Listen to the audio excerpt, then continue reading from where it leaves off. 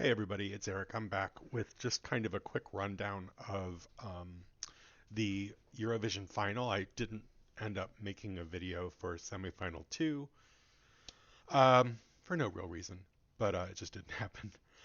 So here's just some quick thoughts. I'm going to try to make this a little shorter than the first video that I did for the semifinal one. So just real quickly, a couple disclaimers that I want to put out first. One, of course, is that this is going to contain massive spoilers if for whatever reason you have not watched the final yet. I am going to be discussing who won, how they placed, all that kind of stuff. Two, um, after my first, after the video that I did for semifinal one, somebody kind of got a little upset with me what I said about Portugal's entry. So I want to go back and I want to say Portugal's entry was not a bad song. No song I felt this year was bad.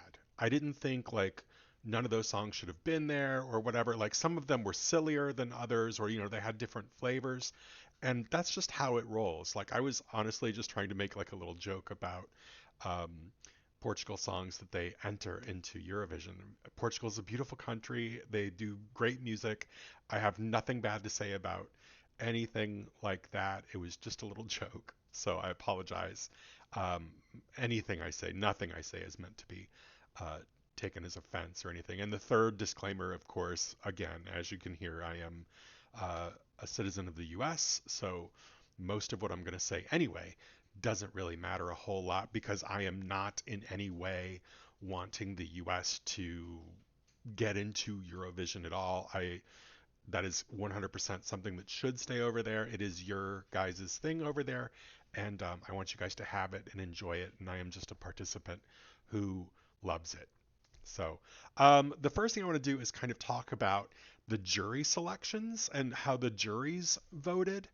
So just a couple things real quickly. I was a little sad for Germany that they didn't get any jury votes at all. Because, like I said, I think a little bit earlier, I really didn't think that there were any countries that deserved 0 points this year. I don't think the UK deserved 0 points last year. Um, Fine. I didn't think it was, pardon me, I didn't think it was going to win last year, but I didn't think it deserved 0 votes. Now, Germany last year, like I have family, I have people in Germany, but honestly, last year that I Don't Feel Hate song was just awful.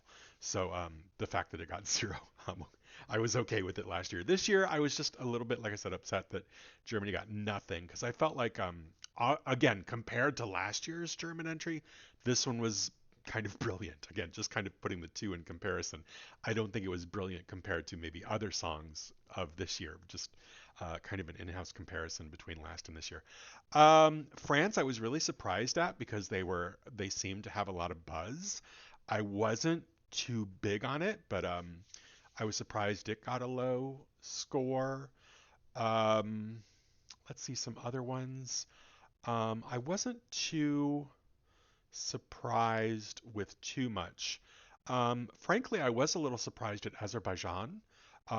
Again, everybody had a great song this year, or everybody put a good effort this year. I was kind of surprised at Azerbaijan because I didn't feel like that song was spectacular. I mean, his voice was great. The delivery, like I said, everybody did a good job. I'm just saying that song in general wasn't necessarily like a huge wow factor for me. It was good.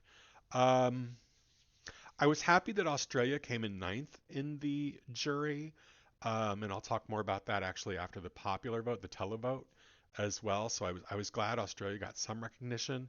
For kind of obvious reasons, a lot of people don't quite like Australia in the contest, so I feel like sometimes it gets a bad rap because most of the time they put a really, really good song in since they've been joining in the competition. Frankly, I was a little surprised that Greece got high. Again, I don't want to come in negative on anybody's song. That's not my intent.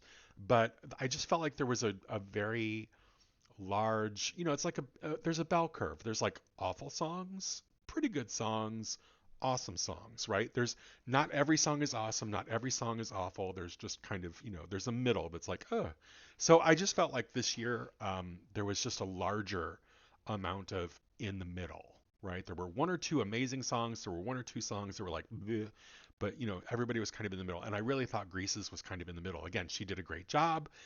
It wasn't a bad song, it was just not overwhelming, right? Ukraine, I'll talk, of course, about Ukraine a little while. Spain did well. Okay, so again, somebody got upset with me talking about Portugal in the video earlier this week. Today, maybe I will upset some Swedes because I really didn't feel that Sweden had a strong song this year. Like it was okay. Like I was just saying, it was okay. But I really didn't feel any kind of connection to it. And usually Sweden comes out swinging with their songs and they do really, really, really, awesome jobs. And this year I just felt like it was like, I mean, it's okay, it's good. It was in the song contest, it deserved to be there. I just didn't know that it necessarily needed. I didn't feel that it needed to be necessarily second in the jury. UK, awesome. It was a great song. Again, I'll talk more about that. Uh, and as we kind of transition into the televote, into the popular vote. So the thing that I kind of noticed here, and I felt a little vindicated by, was I as the televotes were coming in, I was really kind of on point with about how many I thought each one would get. So I feel like I was kind of tuned in a bit to the general kind of take and flair that an audience would have versus the jury. It's always very interesting to see how the jury and the televotes differ. And they differed quite a bit, I feel, this year in some cases. So again, Azerbaijan, like I said, kind of felt like I thought, well, it got a lot from the jury. I felt like not undeserved. Again, not undeserved. Everybody did well. But I saw Azerbaijan dropped. It went over to the right side, right? So I'm like, okay, yeah. Australia was above a good amount of countries. Belgium, that was another one. Belgium was kind of like Sweden to me. Like Belgium was okay. I thought the singer was great. I liked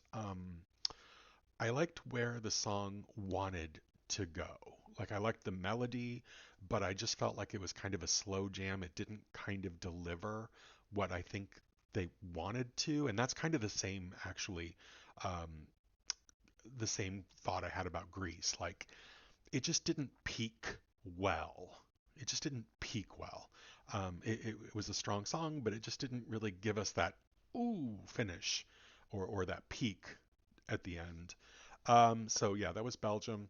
Romania, I loved Romania, but it's a guilty pleasure. Again, if you go back to what I was saying, kind of how I like to pick my songs that I want to pull for each year for Eurovision, you know that I kind of like those upbeat, dancey kind of numbers. So Romania, it was nice. I will say, especially now that it's done, I did prefer Romania over Israel as far as kind of the gay songs go. I might just say, again, that's just me. That's just air quotes.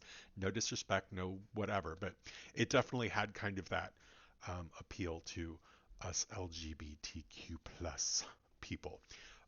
Switzerland, yeah, Azerbaijan, okay, Lithuania. Estonia, I did like Estonia. I was actually, when I saw that they were going to be closing the final, I was a little worried. It's kind of an odd song to close on, but I thought he really delivered very well.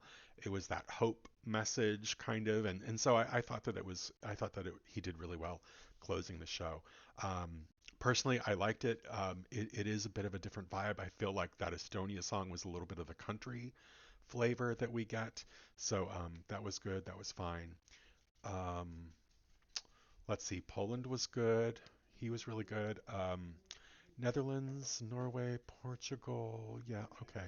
And I've kind of already said a lot of stuff. I was really happy. Serbia was kind of. I loved Serbia.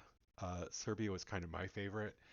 It just had that kind of, um, hook to it that just got everybody kind of going. So that was good. Again, Sweden fourth. Like why? It was okay. I think it's just they're overwhelmingly popular, and I think they just have a lot of friendly votes coming in. Spain I thought did really well, but it was good. I had no problem with Spain. took third.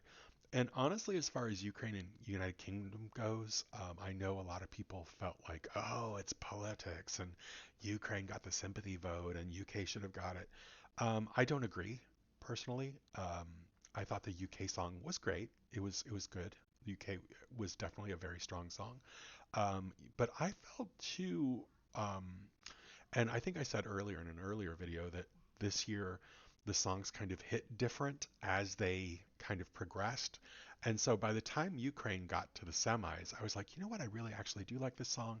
It was giving me that flavor. So just again to kind of put it back in how I liked this and why I feel the way I do.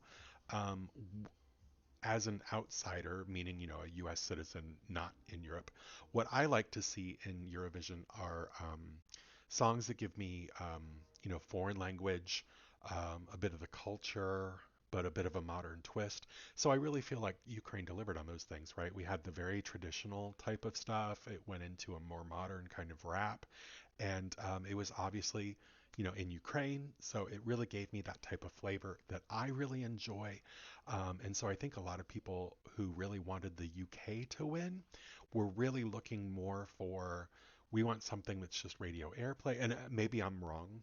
Obviously, feel free to comment. I would love to know everybody's thoughts. But it just seemed like people who were really pulling for the UK are either just UK diehards that are just gonna, oh, UK, UK, like the British people, the UK, they're just like, we're gonna get it this year, we're gonna get it this year. So I'm glad that you're so optimistic, but I think it was a little blinding, perhaps, just because it was just like UK or nothing for some people. I felt, but two. Maybe they're just people who really are looking for like instant radio hit, like instant radio play, like the winner of Eurovision should be something I hear on the radio. So again, it's kind of where we all come from different angles when we come as fans of Eurovision. So because I come from it with those kind of thoughts that I went over a couple minutes ago, I really put Ukraine and UK kind of on the same type of shelf.